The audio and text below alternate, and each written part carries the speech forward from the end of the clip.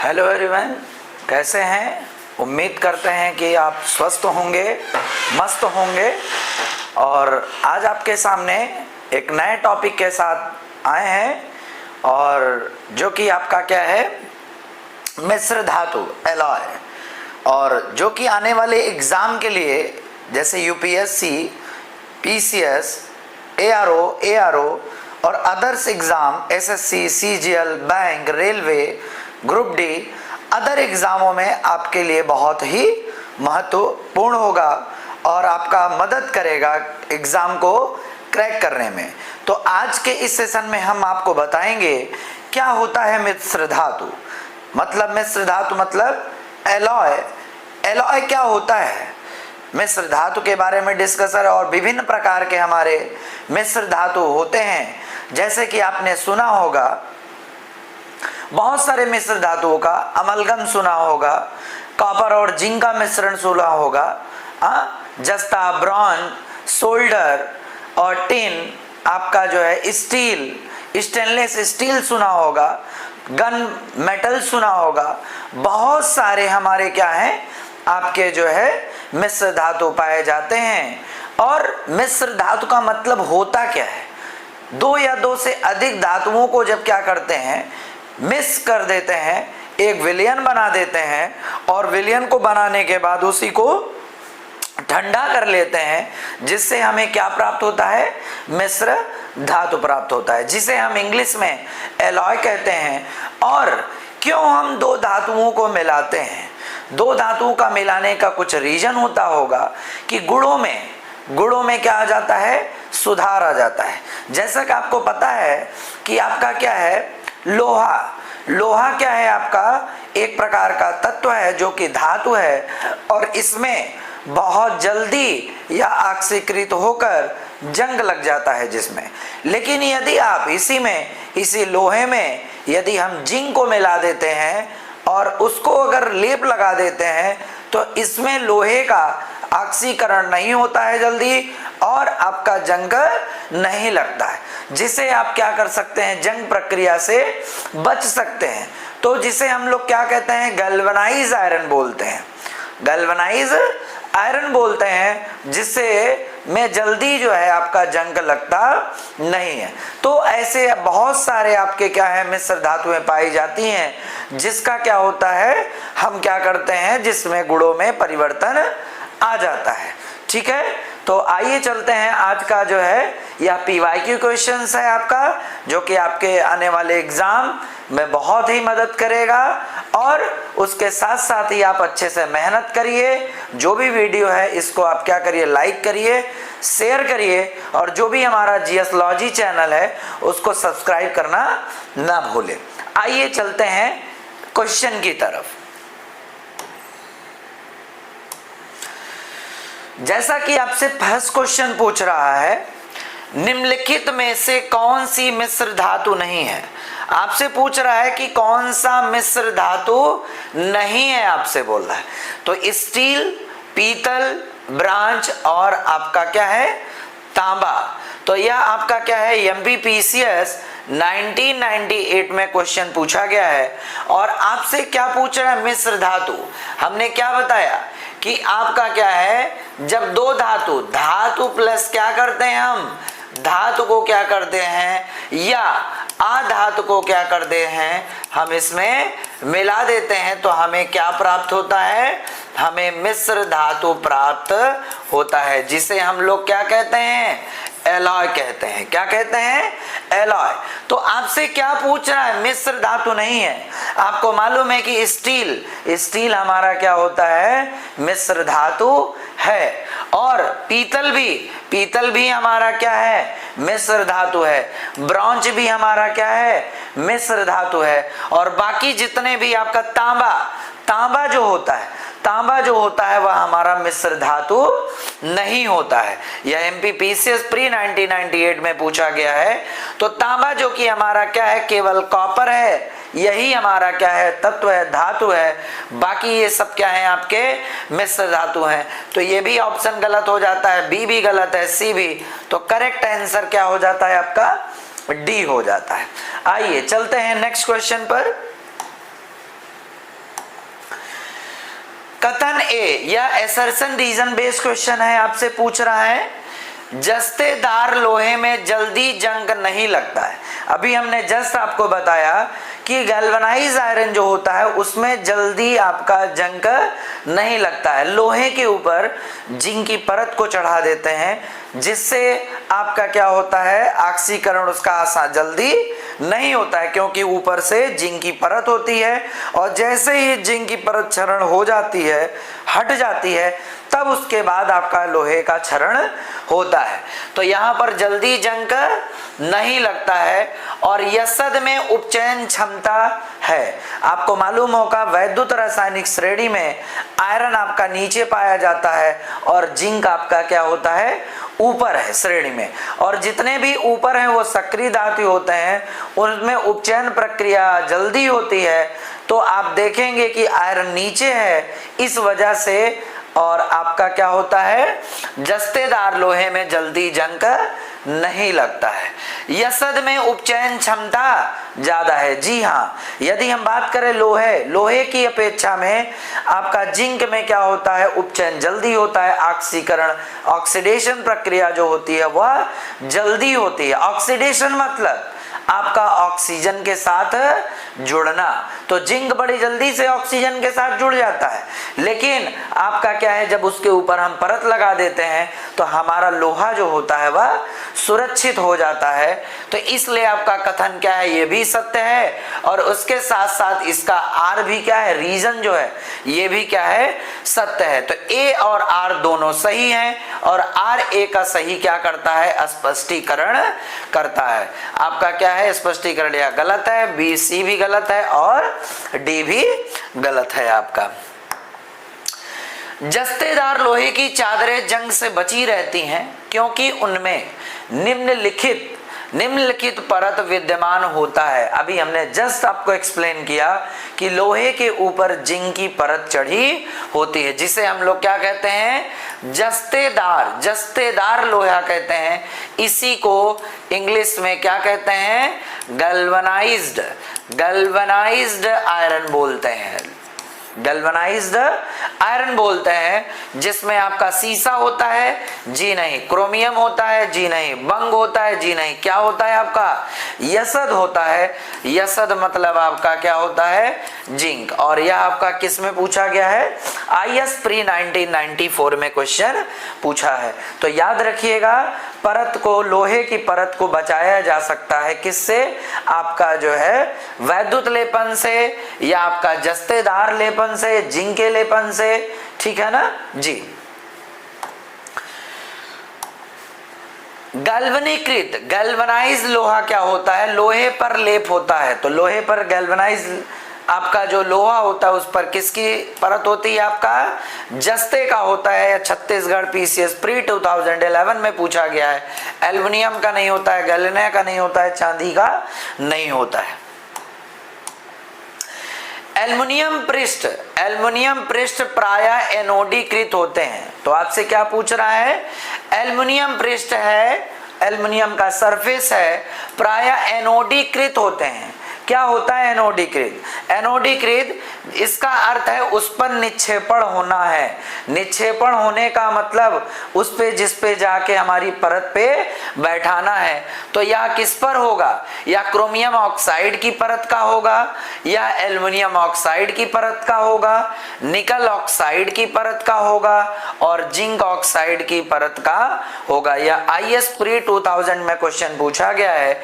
तो बात कर रहा है किसकी, एल्युमिनियम पृष्ठ की। तो जो भी हमारा एनोडीकृत होगा, एनोडीकरण होगा, एनोडाइजेशन होगा, वह हमारा किसका होगा, एल्युमिनियम ऑक्साइड की परत का होगा, ना कि क्रोमियम ऑक्साइड का होगा, ना निकिल ऑक्साइड का होगा, ना ही जिंक ऑक्साइड का होगा। किस धातु से बनाई गई मिश्र धातु को हवाई जहाज तथा रेल के डिब्बे में पुर्जों के काम में लिया जाता है। तो यहाँ पर आपसे पूछ रहा है कि किस धातु से बनाई जाती है, तो कौन सी किस धातु का जो है आपका मिश्र धातु बनाया जाता है जिसका प्रयोग आपका जो है जहाज तथा रेल के डिब्बों में पुर्जों के काम में लिया जाता है। तो तांबे का प्रयोग किया जाता है, लोहे का किया जाता है, एल्युमिनियम का किया जाता है और इनमें से कोई नहीं। अगर हम बात करें तो आपका जो है मिश्र धातु जो बनाया जाता है वह एल्युमिनियम का प्रयोग किया जाता है। जो भी हमारे जहाज होते हैं और रेल के डिब्बे होती हैं वह हमारा उसी से मिश्र धातु बनाते हैं और उसी का प्रयोग हम लोग करते हैं जो कि जहाज और रेल के डिब्बे बनाने में किया जाता है, क्योंकि यह बहुत ज्यादा हल्का होता है और जल्दी इसमें आपका जो है क्या होता है, जंग नहीं लगता है। तो ए भी गलत है, बी भी गलत है और डी भी गलत है। तो ऑप्शन क्या है आपका, ऑप्शन नंबर आपका सी आपका है। पारद धातु मिश्रण होता है। तो आपसे पूछ रहा है पारद का मतलब देखिए होता क्या, मरकरी को जब क्या करते हैं, आपको तो पता है कि मरकरी हमारा किस स्टेट में होता है या कमरे के तापमान पर या द्रव अवस्था में होता है। और इसे जब हम क्या करते हैं धातु के साथ क्या करते हैं, मिला देते हैं, तो यह एक प्रकार का क्या बनाता है, मिश्र धातु बनाता है, जिसको हम लोग क्या कहते हैं, अमलगम कहते हैं। क्या कहते हैं, अमलगम कहते हैं। और अमलगम जैसे मरकरी के साथ अगर हमने Na मिला दिया तो यह सोडियम अमलगम हो गया, मरकरी के साथ हमने जिंक मिला दिया तो यह आपका जिंक अमलगम हो गया, मरकरी के साथ अगर हमने मैग्नीशियम मिला दिया तो मैग्नीशियम अमलगम हो गया। तो आपके कुछ विशेष धातुएं ही मरकरी के साथ मिश्रित होकर क्या बनाती हैं, मिश्र धातु कहते हैं और जिसे क्या कहा जाता है, अमलगम कहा जाता है। तो पारद धातु जो है मिश्रण होता है। और पारद की बात कर रहा है तो यहाँ पर पारद की बात कर रहा है, पारा प्लस आपका जो है यसद की बात कर रहा है, मतलब Hg प्लस क्या जिंक की बात कर रहा है। तो यह आपका क्या होता है, पारद एक युक्त मिश्र धातु होता है, अति रंगीन मिश्र धातु होती है, कार्बन युक्त मिश्र धातु होती है, पारद युक्त मिश्र धातु होती है, अब घर्षण के लिए अति प्रतिरोधक वाली मिश्र धातु होती है। तो बात करेंगे तो आपका क्या होगा, पारद हमारा जो होता है एक प्रकार का मिश्र धातु होता है। ए भी गलत है, बी भी गलत है, ऑप्शन सी करेक्ट है इस प्रश्न का, और आपका डी भी क्या है, गलत है। निम्नलिखित धातुओं में से कौन सी एक अमलगम, अभी हमने जस्ट आपको बताया कि अमलगम नहीं बनाती है, तो आपका क्या होता है, कुछ ही विशेष धातु मरकरी के साथ ऐड होते हैं जिसकी वजह से आपका यह अमलगम बनाता है। जैसे सोडियम मिल जाता है, आपका जिंक मिल जाता है, मैग्नीशियम भी मिल जाता है, कॉपर भी मिल जाता है, लोहा सिर्फ आपका क्या होता है, तो ये सब क्या बनाते हैं, यह सब आपके क्या बनाते हैं, अमलगम बनाते हैं। क्या बनाते हैं, अमलगम बनाते हैं।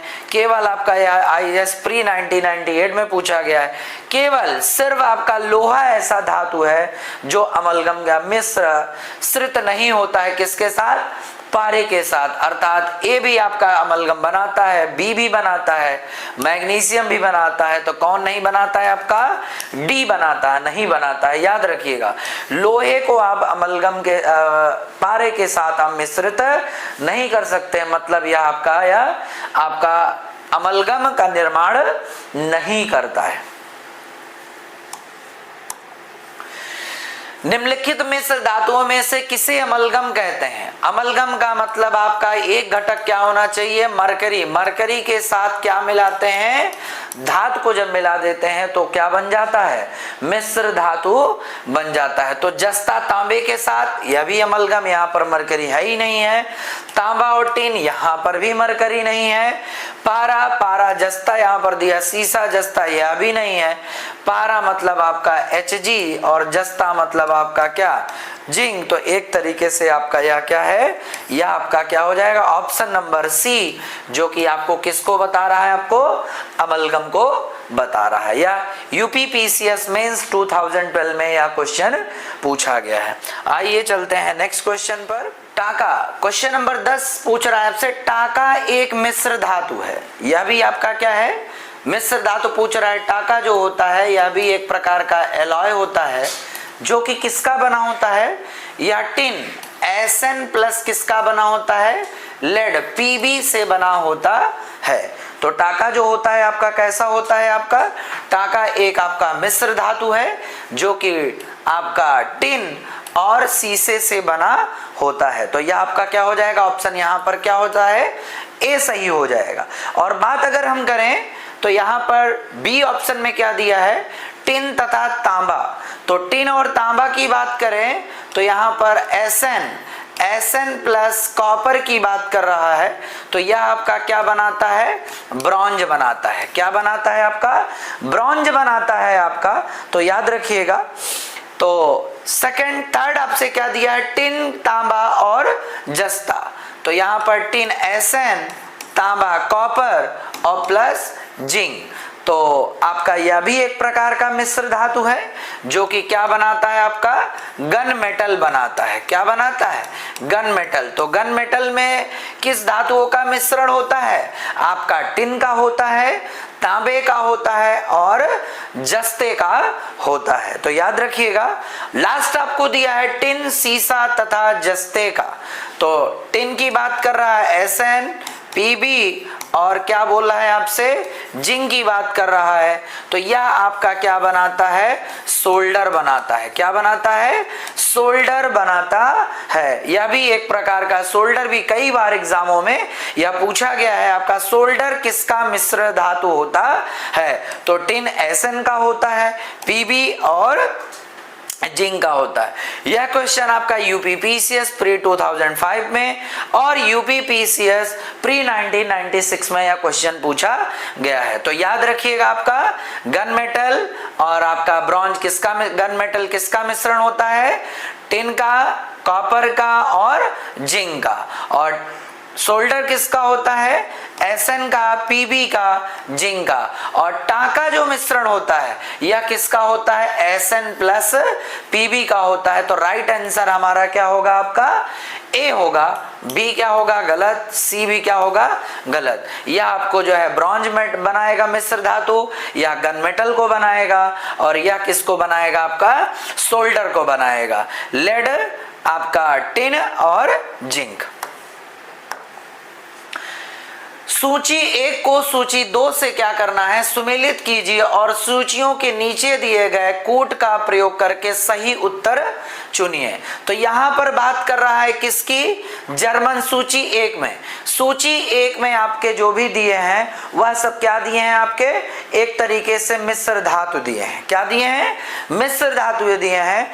और उस सूची 2 में आपके जो भी मिश्र धातुओं में उपस्थित आपके धातु उपस्थित होते हैं वह आपको दिया है। तो बात कर रहा है जर्मन सिल्वर की। तो जर्मन सिल्वर में क्या होता है, तो जर्मन सिल्वर में आपका कॉपर और आपका क्या होता है, जिंक होता है, इसके साथ निकल मिला होता है। तो जर्मन सिल्वर किसका मिश्र धातु होता है, कॉपर, जिंक और निकल का होता है। तो याद रखिएगा। तो इसका ऑप्शन क्या हो जाएगा, आपका जो है कॉपर जिंक के साथ क्या होगा, एक आपको घटक दिया है, निकल दिया है। क्या दिया है, निकल। और अभी हमने आपको पिछले वाले क्वेश्चन में क्या बताया था, सोल्डर। सोल्डर भी एक प्रकार से आपका मिश्र धातु होता है, जो कि किसका होता है, आपका यह आपका टिन से बना होता है। किससे बना होता है, टिन से बना होता है। ब्लीचिंग पाउडर, ब्लीचिंग पाउडर मालूम है आपको, यह एक प्रकार का यौगिक है जिसका प्रयोग जो है क्या करते हैं, पानी को आपका जो है सूक्ष्म जीवों से बचाने के लिए किया जाता है या किल करने के लिए किया जाता है, जिसमें मुख्य जो घटक होता है वह आपका क्लोरीन होता है। क्या होता है, क्लोरीन। तो ब्लीचिंग पाउडर का क्या हो जाएगा, आपका मुख्य घटक एक तरीके से क्लोरीन हो जाएगा। और बात बात करें क्या है आपका आगे क्या है, हाइपो। क्या होता है hypo, sodium thiosulphate, sodium thiosulphate Na2H2O3 को ही क्या कहा जाता है, हाइपो। यह एक सफेद क्रिस्टली होता है जिसमें मुख्य घटक हमारा क्या होता है, आपका सोडियम होता है। तो जर्मन सिल्वर किससे मिलकर बना होता है, कॉपर, जिंक और निकल से। सोल्डर में कौन सा होता है, टिन होता है। ब्लीचिंग पाउडर में क्लोरीन होता है। और हाइपो किसका यौगिक होता है, सोडियम का होता है। तो आपका क्या हो जाएगा यहां से, ए आपका क्या हो जाएगा, यहां से आपको दिया होना चाहिए आपका जो है ए नंबर, आपका ए का आपका क्या हो जाएगा, यहाँ पर नंबरिंग ए बी सी और डी, और टिन में आपका क्या हो जाएगा, तो ए का ऑप्शन क्या हो जाएगा, ए का आपका दूसरा हो जाएगा, यहाँ नंबरिंग 1 2 3 और यहाँ पर 4। तो ए का आपका कौन सा सही है, सेकंड सही है। ए का सेकंड आपका ए भी ऑप्शन गलत है और सी भी गलत है। बी वाले में भी सेकंड ऑप्शन है और डी में भी सेकंड है। आइए बी का कौन सा सही है, आपका फर्स्ट। तो बी का फर्स्ट आपका कौन सा सही है, यहाँ पर भी फर्स्ट है, यहाँ भी, इसका मतलब ये भी सही है।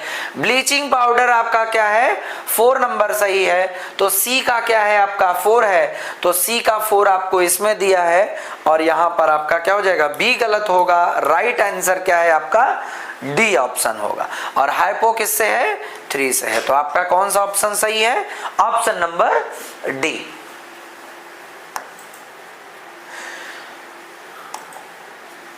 जर्मन सिल्वर में चांदी का प्रतिशत होता है।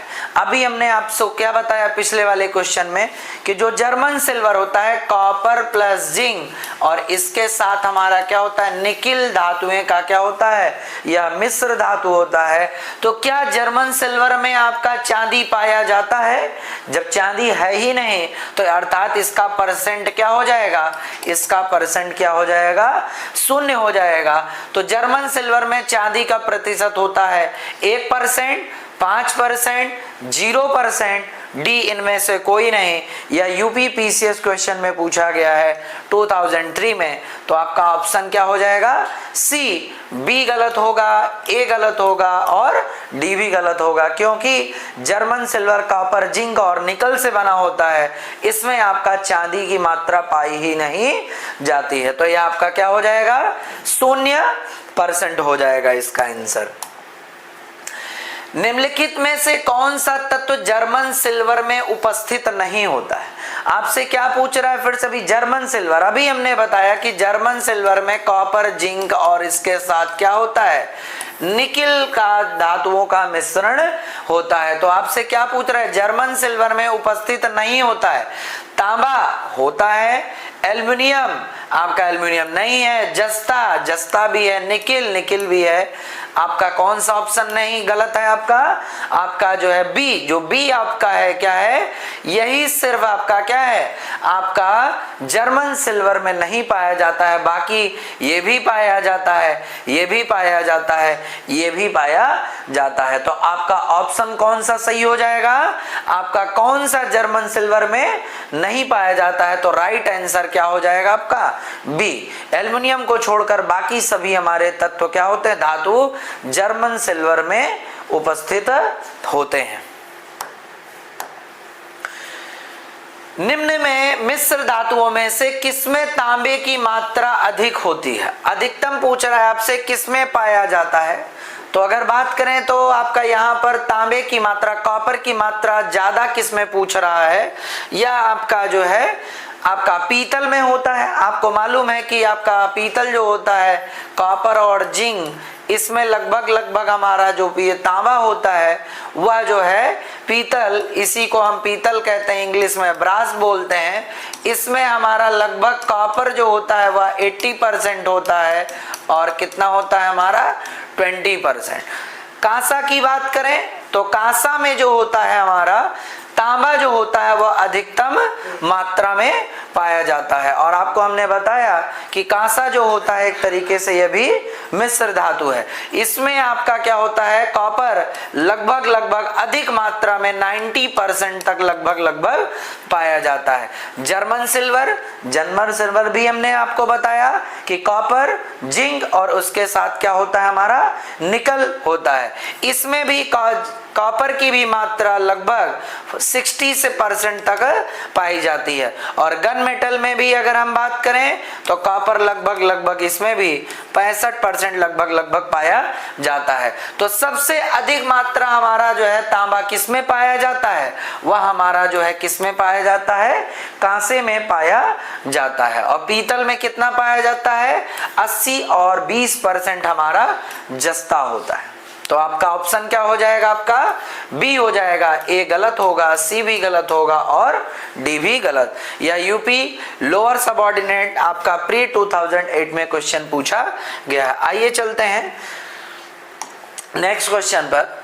निम्नलिखित में से कौन सा धातु पीतल, कांस तथा जर्मन सिल्वर इन सभी घटक के रूप में विद्यमान है। तो आपसे क्या पूछ रहा है, कौन सा धातु पीतल, कांस्य तथा जर्मन सिल्वर इन सभी में उभयनिष्ठ आपसे कॉमन धातु की बात कर रहा है, कॉमन मेटल की बात कर रहा है, जो कि सभी में आपका क्या होता है, उपस्थित होता है। तो आपका क्या है, पीतल की भी बात करें तो उसमें भी आपका कॉपर उपस्थित होता है, कांस उसमें भी कॉपर उपस्थित होता है, German silver copper, zinc plus nickel इन सभी में आपका जो है क्या उपस्थित होता है, तांबा उपस्थित होता है, एंटीमनी नहीं उपस्थित होता है, टिन भी नहीं उपस्थित होता है और जस्ता भी नहीं उपस्थित होता है। तो याद रखिएगा पीतल में क्या पाया जाता है, कॉपर और जिंक। तो जस्ते का बात पूछ नहीं रहा है, तो यहाँ पर जस्ते के हिसाब से देखा जाए तो कॉपर के हिसाब से देखा जाए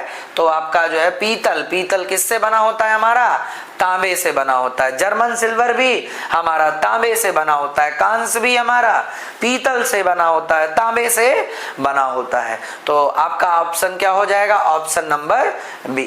तो उम्मीद करते हैं कि आपको जो है यह पीवाईक्यू क्वेश्चंस आपका जो टॉपिक है एलॉय अच्छे से समझ में आया होगा और इसको आप अच्छे से रिवाइज करिएगा और आने वाले एग्जाम में आपका बहुत ही मदद करेगा। और इसे लाइक करिएगा और ज़्यादा से ज़्यादा आप इसे क्या करिएगा, शेयर करिएगा। और हमारे साथ ही हमारे जीएस लॉजी चैनल को भी सब्सक्राइब करना ना भूलिएगा।